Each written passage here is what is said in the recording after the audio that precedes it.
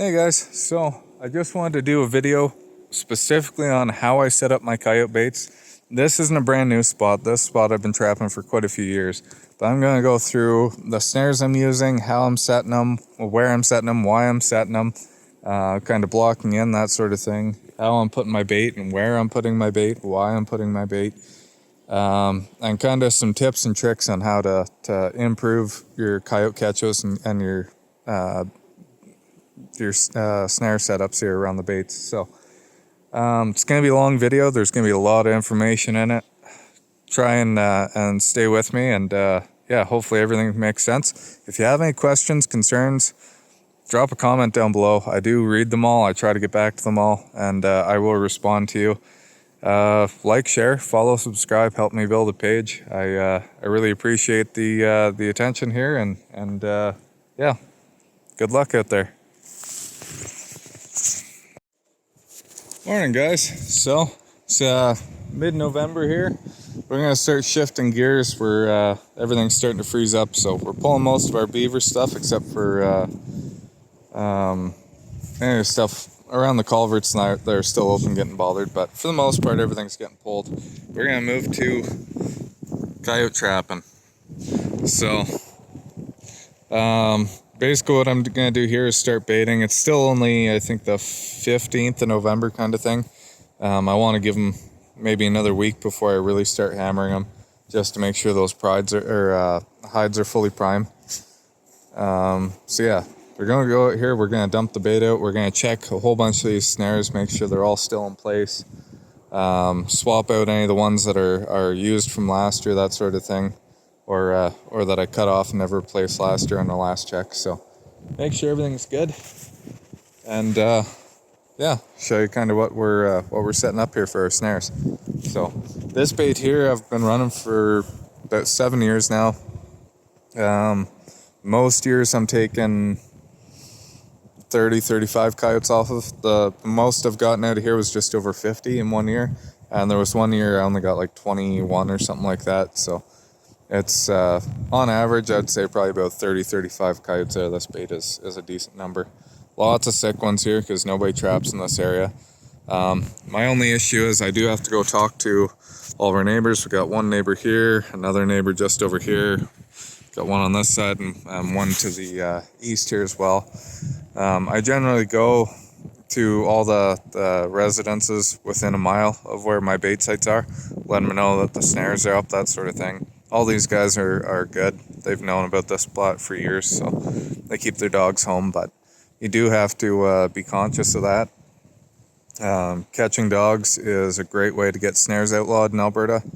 We don't want to do that. We've been pretty close a couple of times where we had some bad years that ended up on social media. So if you're out there snaring, just be aware of that. And it doesn't just apply to Alberta. It applies to anywhere in North America. We're lucky in a lot of places, states and provinces, to be able to use snares. So let's try and keep it that way. But kind of have to be responsible when we're doing it. And dog owners also have to pull their weight and make sure their dogs aren't roaming miles and miles from home either. So it's kind of a two-way street. But anyways, that's my rant for the day. Let's get to it.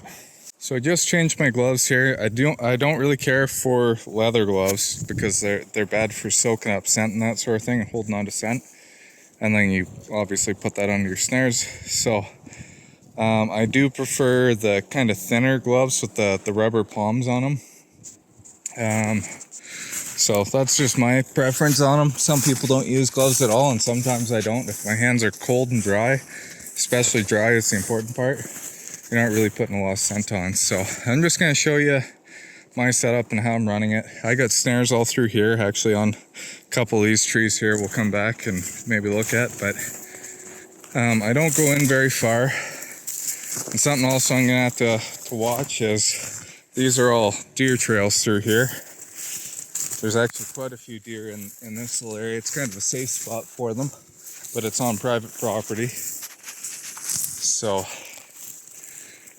we got permission to be in here. I know some of the deer hunters won't be that happy right now because it is middle of season, but you can see there's actually, it looks like a person's walked through here.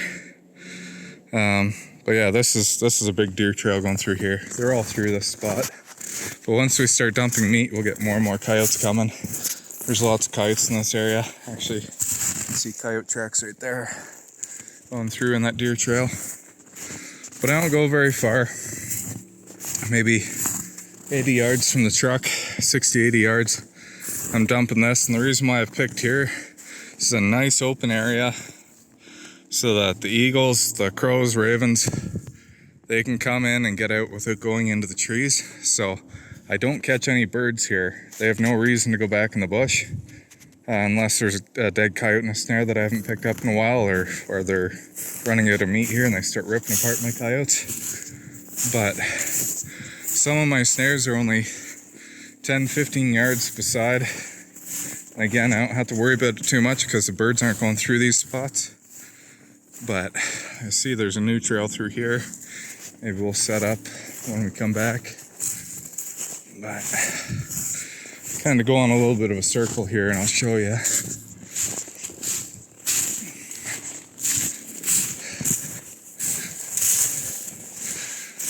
So a lot of these trails stay pretty similar year to year. Here's one he got.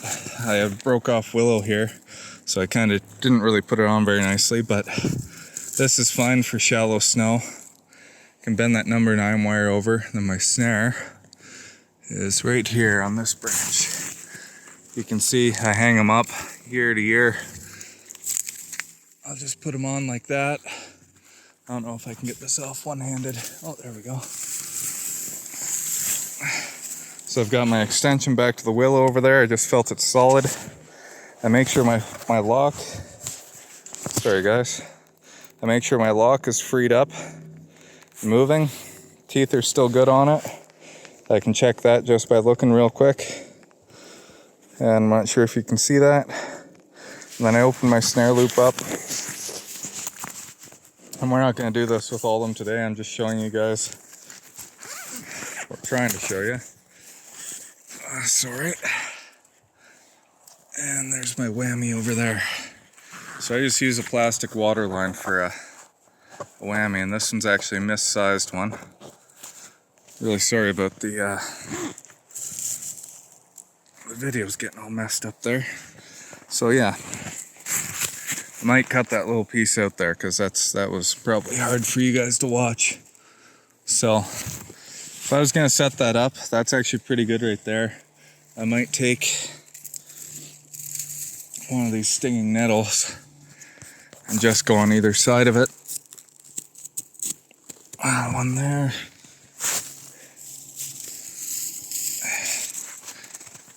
And one kind of like that. So that would be a good coyote snare setup right there. Move this branch obviously behind it. That's gonna deter the coyotes from going down this trail. But the size of that snare loop is a little bit bigger than my hand. Kind of the way I think of it is this is the head of the coyote and there's his ears. My pinky and my other finger is his ears. If they can fit through without touching the wire, it's about the right size. For off the ground, depending on what I'm doing. So the idea is, come here, Jack. Come, sit. Good boy. Oh, don't. You look like you just got beat, buddy. I know, you're cold. Sit.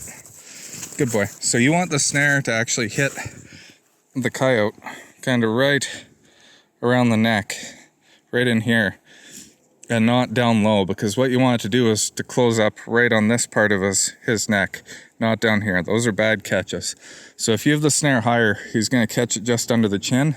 If you have it really low, he'll duck his neck down, and the snare's actually going to land way back here, and then it's already deep when it sets. And you're gonna have really bad kills. Even with these springs, you can have poor kills if you're not catching them in the right spot. Poor guy, you're cold. I know. Yeah. Oh. Yeah. Okay, we'll take you back to the truck in a minute. But so yeah, like I said, we're not setting all these snares up right now. I'm just gonna come and make sure, take these sticks out of the way, kind of get the coyotes used to coming through. But I'll run around here. If I see anything different, I'll show you guys what that's about. But I don't want to spend an hour long just talking about every single snare here. One thing I will mention before we go is these Whammies, or water line that I'm using. These are actually snares that got given to me. This is one that I made, but it's pretty old. This water line's actually too big. It's too loose, it's floppy on here. It doesn't hold your snare right where you want it. You want it nice and tight so that the only thing moving is your snare loop as it closes, not the whole snare. So that's not good. It's kind of an older snare. I'm not going to take it down. I will use it, but just something to mention. If you want to improve your humaneness, your catch rates, reduce your chew outs, that sort of thing, start looking at every component of your snare and try and improve it to the point where it's pretty much surgical what you're doing. So anyways, I'll keep going, and like I said, I'll show you guys if anything comes up, anything interesting. So we got one spot here, and I've snared here for quite a few years now, like I was saying. Every year I have to move my snares, a few of them, not a lot of them around, because there's about 40 or so snares at this site. So this tree here, you can see, it's probably one of the earliest snares I had here, and actually there goes the number 9 wire. Yeah, they're no longer going through, because they used to come through either right there or right there on the tree. They're no longer using that. They're actually coming through here. And it wasn't long enough, so what I did was I put my snare over to there. They're coming through there. I'll put a piece of number 9 wire. This might even be long enough for now to put on that tree. And then the other thing I did is they turn and they're going this way. And I know I shouldn't be walking on this trail, but we're going to give them some time before we come back through anyway. And I'll walk around this way, what I usually do. But so I actually put a snare on this tree here. And another good spot would actually be this tree that's leaning. I could have put it on there, but I'm going to stick a piece of number 9 wire out here, and then I'll have this trail to snare off of, and I'll kind of block this off with a few branches. So one thing I'm trying to avoid is the girdling of the trees, because this tree's going to die now. I know it's a poplar, it's Alberta, it's all we have anyway, but if you have big enough trees that are 6 inches around, that sort of thing, you can actually kink the last maybe 2 inches of this number 9, bend it over 90 degrees, and then hammer it into the tree like a nail, and it'll stick out like that. And you can use it just the same as you can if you were to twist around a tree, except you're not going to girdle it, you're not going to kill it. So big reason I'm doing that is I don't want to be looking for new trees to tie off to and snare off of every 5 or 6 years as they die off. So if I can just hammer a number 9 wire in there and change it out every 5-6 years when it breaks off, way better than having to look for new trees all the time. So something to think about. You can use those little anchors you punch in the ground too, earth anchors, that sort of thing, if you wanted to avoid killing trees or using trees at all. I know guys down south in the grasslands not use them. Generally, I have no need for them up here. I got lots of good trees to work with. So we got another spot here we're going to kind of dress up. Again, they can go anywhere. They can go over here. They've been going through there. They've been going through there. So dress it up really quick. I'll show you what it looks like. We got our snare obviously hanging up. So I got it done now. I got it flagged. Checked the snare. It's all good. And then I blocked it in. You don't need a whole lot. 1 or 2 branches there. Lean the branches off to the side here. And I'm not going to pack the snow down. The coyotes are going to do that on their own. I just there was that branch, you can kind of see right here, that came across. I took that out. And then I also blocked off behind it here, so they're not going to want to go around the tree. They're going to want to go through there. So now to get out of here, it's all grown in now, but I usually walk through in there, and I'm going to try it, but might have to snap off some willows to get through. But you can see I got one snare here, one right here, another one, right in there, and the other one back there. We got another one just over here. So it's kind of a circle around this bait we're working with.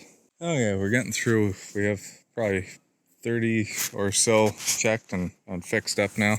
But I just wanted to show you guys. So this is what I'm talking about when I was saying I turned that number 9 wire 90 degrees and I hammer it in. So this is one. It's not girdling the tree at all. We're not gonna kill this big aspen. So it's in there. It's solid. I can move it wherever I want. I don't have to worry about it. When this thing eventually breaks off, and it will, after 20 coyotes or whatever, or me moving it around, it'll snap off. Just take another one, hammer it in there. It's good to go. It's just like putting a nail in a tree, so you're not damaging the trees or killing them every 4 or 5 years. But yeah, the other thing I like doing, so I have anchors on all my snares. These are 5-foot anchors, and it's just big enough for this tree, but I run swivels on the end of them and just a loop. So snare goes through there, and then the snare I just loop through the anchor. So when I come out here and this snare's toast, it's caught something, I just cut the snare off, pull it out, and then thread my new snare through that anchor, and it's good to go again. And then I was mentioning the number, or this whammy on my other snares are bigger. This stuff's the smaller stuff, so it fits just right, snug. Like, it's actually almost tough to push on there. So it's on there solid. When a coyote gets caught in there, all they're pulling is everything that's on this side, which is your loop. None of this moves back here, so it's setting really nicely tight right up around the neck where it should be, and it's not sliding down the body as he runs away with it. So I'm gonna block this in a little bit with some of these trees from over here. Another thing, I'm not grabbing any branches from right beside. I'm going 10 feet over, 12 feet over, away from the trail. That's where I'm getting, my sticks are blocking it in. Trying to keep it as natural as I can right here. Well, I spent a few minutes wandering around in here because just something interesting. There's a couple set of tracks and they're wandering around like a grid system in here. And then start going back here, and that big trail there, and that big trail there, that's all coyote tracks. You go into this low area over here, the whole thing is solid coyote tracks. So I'm guessing somebody wounded something, either couldn't find it, or maybe they found it after the coyotes had gotten to it, but coyotes are definitely in here feeding on something. So yeah, there's no ravens or nothing, so everything's cleaned up. It was probably maybe a week ago or something like that. And it hasn't snowed in about a week, so yeah, somebody probably lost an animal in here, but kind of interesting. So we're gonna keep going. I got this little trail here. It wasn't being used, but the coyotes got a highway going this way and down through here. So I figured I'd make a cut across, just stomp it down through. Nothing's gonna use this trail for a few weeks. I'm just gonna leave this sitting here the way it is. Nice old snare, but just kick it open a little bit, do once or twice down through here. I can have Jack even come across this and they'll start using this again. So I'm gonna leave this snare on the tree ready to go. And yeah, got a good example of when I'm gonna retire here. So cats are going through this area. I kind of cleaned it up a little bit and shoved some sticks on either side, but they used to go through over here. And again, they're probably not going to. This is a way nicer trail. So I found this snare that's been here. There was a piece of flagging somewhere here. Oh, right behind me. So I knew there was a flag close by. It's on this fallen down rotten tree, and if I pull hard enough, I'll probably pull this snare right off that log. So we're gonna pop this off. This number 9, unfortunately, is probably gonna stay here. This tree's dead anyway. We'll put a new piece on here at some point, and that'll be our new snare location. So I see I haven't got to it yet, but there's another flag right here. And there's way more snares in here than I thought, actually. We're probably sitting somewhere around 60 now. And yeah, through this little stretch, there's I don't know, a whole pile of them. So yeah, I was adding in more and more every year that I come in here, and we put in, all those snares I had in my hand to start with, I think there was 9 of them there. We added those in here, so we're probably going to be, I'm guessing there's about 10 more. There's not much left to go, just this corner. So there's probably close to 70 snares in here now. But yeah, I'll keep going, and well, I got my second barrel dumped out here. Take my cardboard back because I don't want to leave a mess here, and I'm going to reuse it. But I did a hard walk around, counted. I have 61 snares in total. So when I was walking through, I was just guessing about roughly how many I was through. So not as many as I thought, but still more than most of my baits. I usually don't hang 61 snares at a single bait. I do have one that's got almost 80 snares on it, and it was actually used by another trapper before I got to it. So I've been there for close to 10 years now, and every year, add in 3, 4, 5 snares kind of thing. So if you start with 35 or 40 on a spot that somebody else is already trapping, it doesn't take long till you got a lot. And even here, give me another 5 years and there'll probably be 80 snares set up in this spot too. So literally a full circle around this entire wet area, this willowy area, has snares on it. And you're never going to keep them out. That's not your goal. You do want some of the coyotes constantly coming in and out. And you'll have smart ones after you trapped here for years that know what snares are and they're smart to them. So the big attractant you want here, yes, the meat is what they're coming for. It's the ravens and crows. They're actually, and magpies, sorry. They're actually keeping them coming into these baits. So when you're out here, you see lots of birds. Yeah, they're cleaning up your meat on you. It sucks, so you have to keep replacing it because the birds eat so much. But if you come in here with the shotguns and you start leaving dead birds all over the place, you'll scare all the ravens away. All the magpies will leave. You'll also notice your bait dies. There's no more coyotes coming in. They know there's danger in here. So that's one of those big no-nos you don't do. If you want to wreck a bait in a hurry, drop some ravens off at it, and I guarantee your catch will be really, really low after that. So some things to watch out for. I didn't show too much on setting up the snares.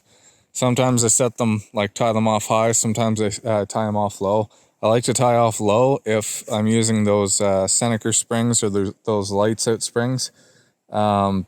Just because I want the spring to work. I want all 4 paws on the ground pulling hard and tightening that snare up as much as possible. If you're not using any springs, if you're not allowed to in the area you're trapping, that sort of thing, tie up high, about shoulder height, and when those coyotes get caught, it kind of lifts them off the ground. Hopefully they can tangle up around something, and that's actually what's going to do the work on the snare. Instead of a spring, it'll be whatever they wrap around, tighten around. If you're trapping out in open country, I don't have too many tips for you just because it's not something I really do a lot. You can use kill poles, that sort of thing. So your staking pole that your number 9 wire is going to come off of, that your snare is going to be set on. Right at maybe the last foot or so, your snare, where that radius is going to be where they circle around, you can pound in another chunk of rebar there. And that's going to catch them when they're going around, and they're going to spin around it. And same thing, tighten up right nicely. So other than that, I don't really have any tips for you open country trappers. So yeah, I'm going to leave this here. Forecast says it's going to be about 2 weeks before it starts getting colder. So I'm probably going to bait this once more next week. Everything's ready to go. I just have to walk in here and open loops. When it gets to about -20 overnight, I'm going to come in here and I'm going to close this. And within about 3 days, we're probably going to have a dozen or more coyotes caught out of here. And within 2 weeks, I should have 20, 25 coyotes caught out of the spot. So just because coyote prices are low, I'm not going to be coming in here every 3 days. And 3 days seems to be the magic number to keep the ravens and the magpies from ripping holes in all the hides and wrecking them. So I'm not coming back every 3 days when it's this warm out, because nothing's really going to be feeding, especially when there's gut piles from hunters all around. So if you want to really increase your numbers and reduce the amount of cost you're putting into catching coyotes, that's something you can do pre-bait. Get everything ready when it's going to be really cold, especially if it goes below -30 at night.